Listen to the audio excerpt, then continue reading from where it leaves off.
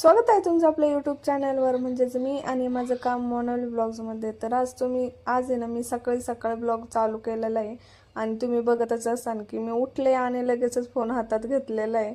माझी झोप पण पूर्ण झाली नव्हती, पण काय करणार, लवकर उठावं लागलं मला। लवकर तर म्हणजे आता मोबाईलमध्ये ना बराच उजेड दिसतोय, पण मी जरा लवकरच उठले होते, म्हणजे 7:30-8 वाजले असतील, पावणे 8 या दरम्यान उठलेली। आणि मावचं पण चाललं होतं खेळायचं, तर हळूच बघत होती।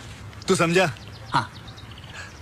नहीं, तू समझा नहीं। आता उठलेच आहे तर कामाला सुरुवात पण केली पाहिजे। तर मी आंघोळ वगैरे केली, सगळं आवरलं, घर झाडून वगैरे घेतलं आणि म्हटलं की चला आता स्वयंपाक करूयात। आणि स्वयंपाकामध्ये मी बनवणार होते छोलेची भाजी। मी रात्री छोले भिजत घातलेले होते आणि बटाटे सुद्धा थोडेसे शिजवून घेतलेले आधीच, आणि त्याची मस्त छोलेची भाजी बनवलेली, कारण मला न्यायचा होता आज टिफिन आणि त्यासाठीच मी ना भाजी बनवली होती। एकदम साधी आणि सिंपल, जास्त काही तामझाम मी केला नव्हता, कारण माव पण होती जेवायला, त्यामुळे तिच्यासाठी काही मी सेपरेट बनवत नाही। कधीतरीच आमचं जास्त स्पायसी असलं ना तरच बनवते, तर नाहीतरी असंच असतं साधं सिंपल जेवण। आणि त्यासोबतच डब्याला मी आज भाकरी नाही तर चपाती बनवलेली, आणि बरेच दिवस झालं मावला पण चपाती खायची होती, तर आज चपात्या बनवलेल्या मी जास्त गॅस आहे ना जरा आता ज्याला लेस तुटवडा आहे, त्यामुळे ना मी गॅस कमी वापरते, पण चपात्यांना कसं जरा जास्त गॅस लागतो, त्यामुळे मी ना आता जास्त फोकस माझ्या भाकरींकडेच असतो। त्यामुळे आज टिफिन न्यायचा होता आणि मयूरला पण टिफिन लागतो, त्यामुळे ना सकाळचं मला आहे ना थोड्याशा मला चपात्या करावंच लागतात। तर आज मला क्लासला जायचं होतं, क्लास म्हणजेच माझा आज पेपर होता, म्हणजेच पेपर आहे, तर त्यासाठीच माझी सगळी सकाळी लवकर उठून तयारी चालू होती। तर मस्त चपात्या बनवल्या, छोलेची भाजी, आणि माऊसाठी थोडंसं स्नॅक्स घेतलेलं होतं, जेणेकरून की मला जास्त वैताग देणार नाही।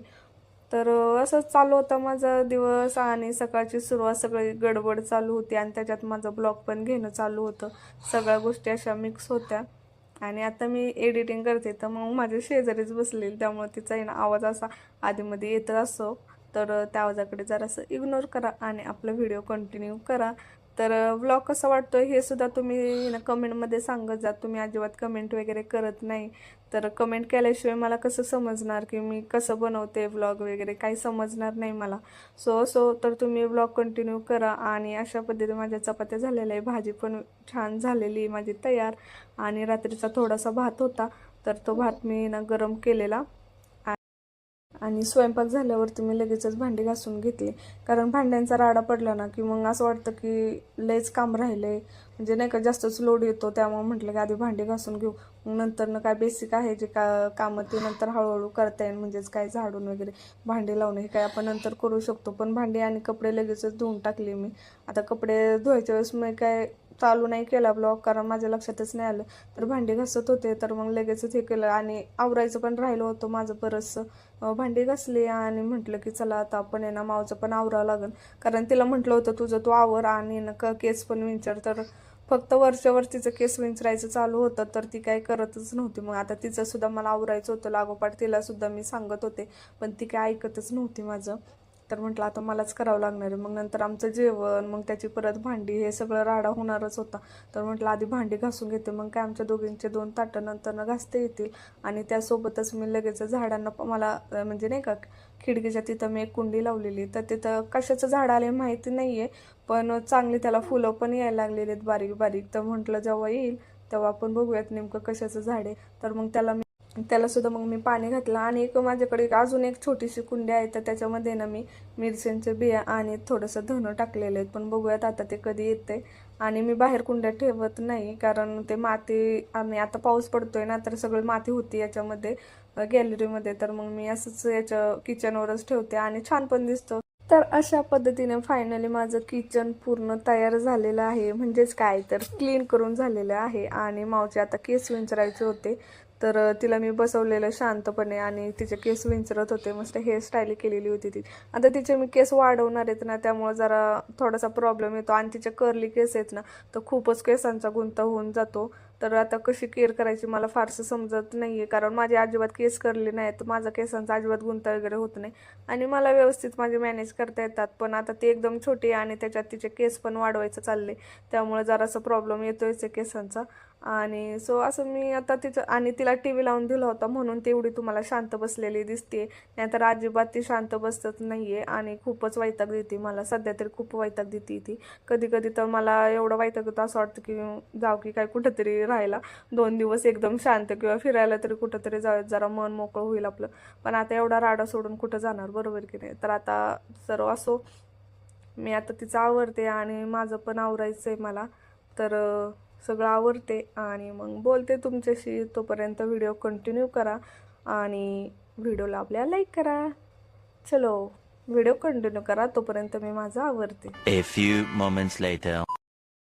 तर मी माझं सगळं आवरलं होतं आणि म्हटलं की आता मैत्रिणीने फोन करावं आणि विचारावं की कधी निघायचं, आवरलं की नाही तुझं. तर तिला म्हटलं की चल झालं, आवरलं का.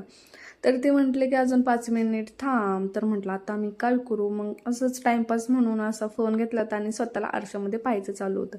तर माऊला वाटलं की मी फोटोज काढते. तर मग ते आली आणि म्हटले माझे फोटो दे. म्हटलं ठीक आहे चल पोज दे. तर तिचे असे वेडे वाकडे काहीतरी पोज चालू होते आणि तिचे अँटिकच आहे असे पोज. तर तिच्यासोबत फोटोज आणि व्हिडिओ आणि असं असं आमचं चालू होतं 5 मिनिटाचा टाईमपास. आणि छान दिसत होते माऊ पण आणि माझासुद्धा मेकअप, म्हणजे सिम्पल असं मेकअप छान वाटत होता. आणि चला मग फायनली तिचा फोन आला मला आणि मग आता आम्ही निघालो. आणि आज माझा पेपर होता, म्हणजेच काय तर शेवटचे 2 दिवसच आमचे राहिलेले होते. आणि पेपरचं एवढं काय मला आधी टेन्शन होतं बरं का, पण जेव्हा पेपरला गेल्यानंतर अजिबात काय टेन्शन नव्हतं. सगळं काय बघूनच लिहायचं होतं. तर पेपरवरून आलो आणि दुपारून असं झोपलंच होतं. तर माझं पार्सल आलेलं, मग पार्सल पाहिलं तर ती सुद्धा झोपेतच होती. आणि पार्सल पाहिल्यानंतर ती एवढी खुश झाली ना, तुम्ही तिच्या चेहऱ्यावर पहा. आणि खूप खुश झाली, कारण आता सुट्ट्या पण लागलेल्या आहेत ना मुलांना. तर काय कसं, आणि त्या आधीच घरात म्हणजे खूप वैताग देते मला. तर म्हटलं ना की तिला असं टाईमपाससाठी ना काहीतरी आपण ऑर्डर करूया. तर मग तिला तिच्यासाठी ना फोन मागवला होता, टेलिफोन.